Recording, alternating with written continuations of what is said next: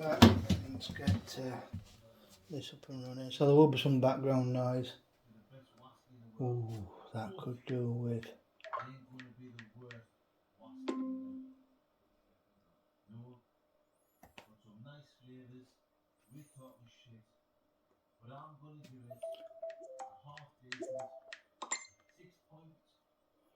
That could do with.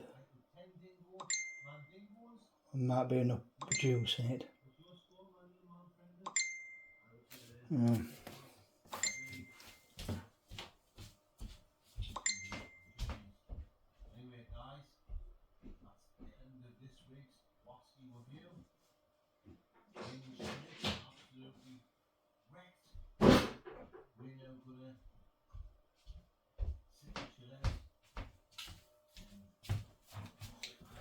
I was hoping there would be enough juice in it, but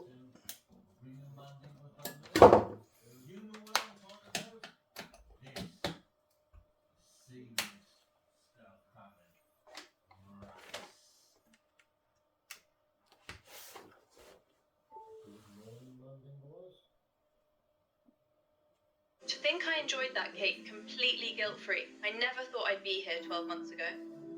You've come so far. It's the evening of the 11th of June, 1972, and a train carrying around 400 passengers passed by me here on its way to London. The train was full of families, couples, people returning from a day trip out to the coast.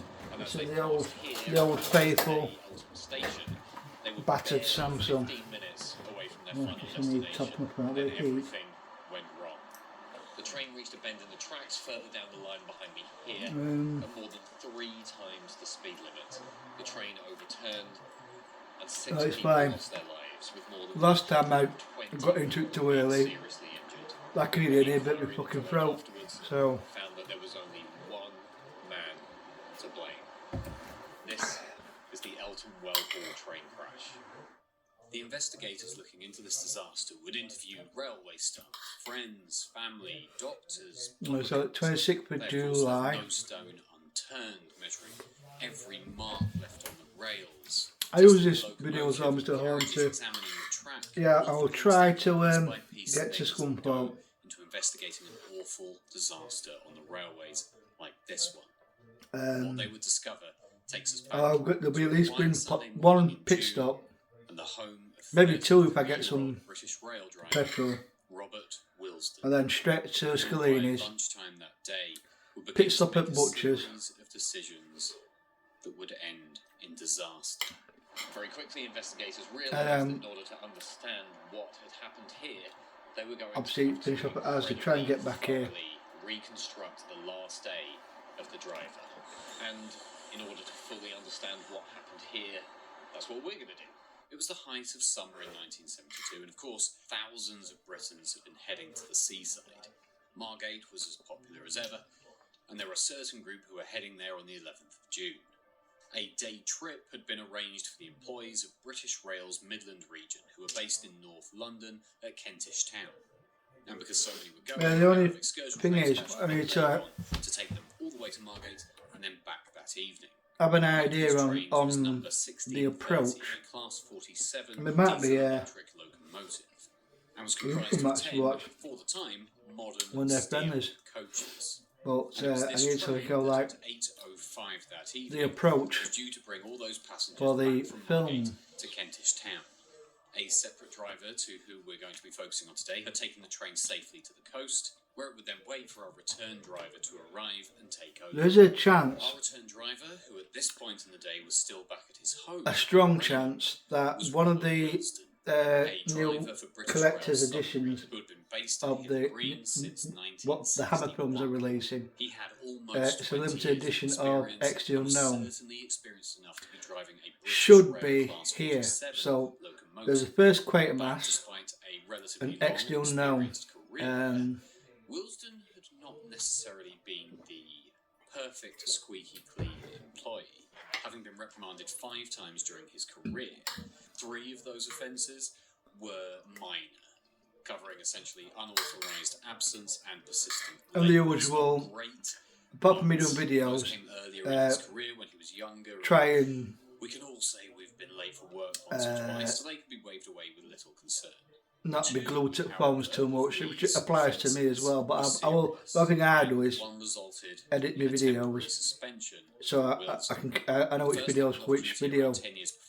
You know, whether it's pouring oil into a glass or stupid skits. Causing damage to a shop window and assaulting a police constable.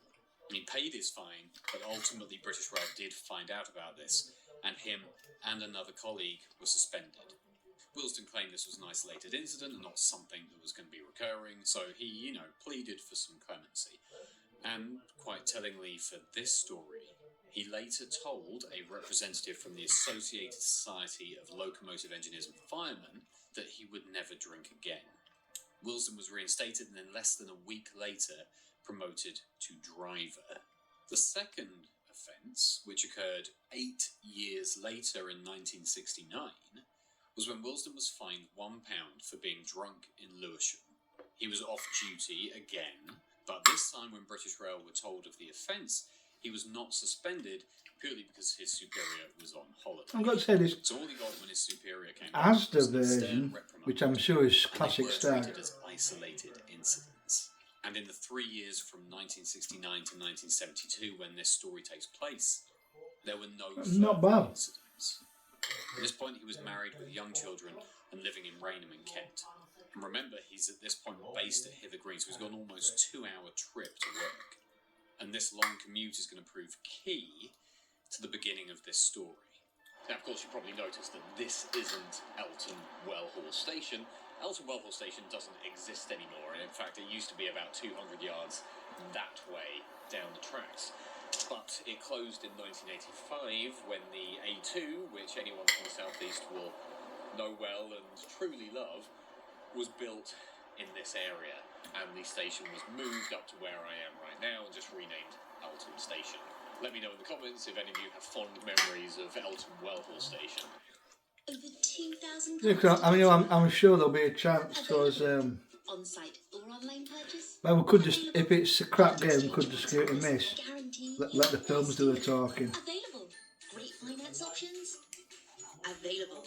Over 20 years experience of helping. But it's up to you if you want to fit in an LFC friendly break, because this will be the second one, I think, against Wrexham. So.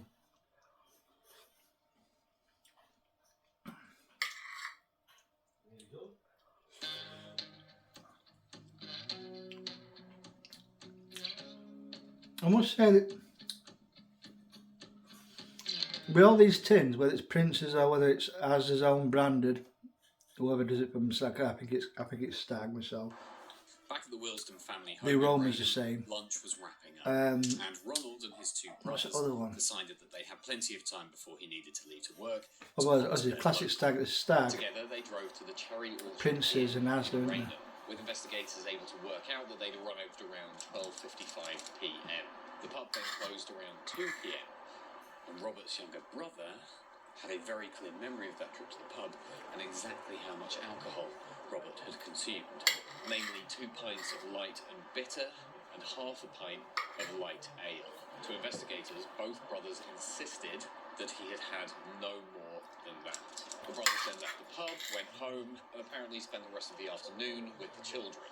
And both brothers were still adamant that no more alcohol, especially not in particular sherry, had been consumed during the afternoon.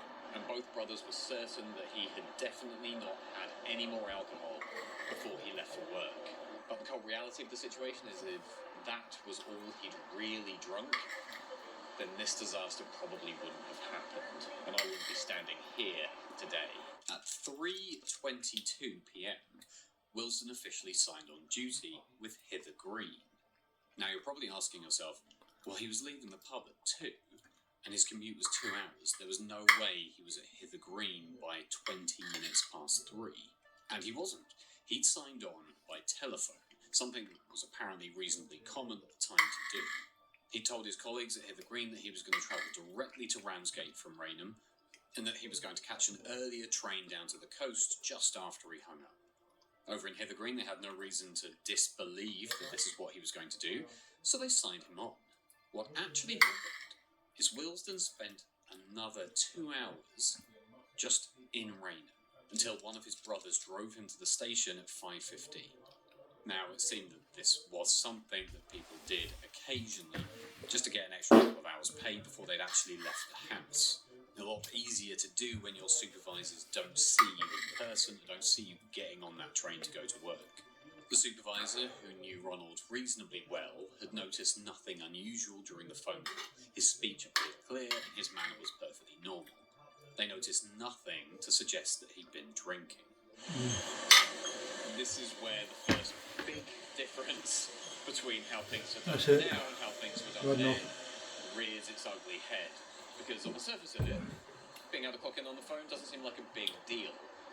But when you realise that, yes, some people were using it maybe. But one advantage, Jeff, of the end of August bank holiday one is it also meant that no one could see you in person.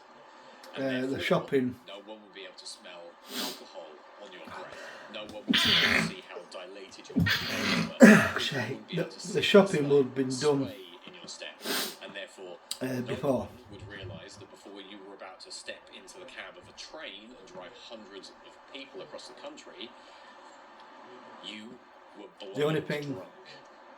And to be honest, it that we'll do on the Saturday will be Scalini's, and that's it. Signs of someone who is a seasoned drinker, or Maybe a pit stop at Sainsbury's for Busher. Alcoholic. Whilst Wilson was making this phone call, his second man, P.E. Stokes, had actually gone to Hither Green to sign on. Now, Stokes was a lot younger and 18 years old, probably didn't know some of these tricks of the trade, and he'd only been working on the railways for around 2 years at the time. And as every young, enthusiastic employee does, he signed on punctually at 12 minutes past 3, and was instructed to take the 15:32 train and attempt to meet Willesden on the train. Obviously, this didn't happen because Willesden wasn't on that train. This period of the afternoon kind of became the most tricky part of the investigation for the investigators, because this was a, that should be a good session, but I think that one will be detail for, and they're relying purely on the brothers' testimony. So yeah, that one will be. That he continued drinking I'll have that afternoon. we'll have to have back and forth. Spade a spade, and it seems incredibly Maybe a mixture of comedy at the pub. And certain witness statements and a mixture of targets. would point to that being very much Probably the case. curveball galore. By the time Stokes and Willesden actually met up, it was at round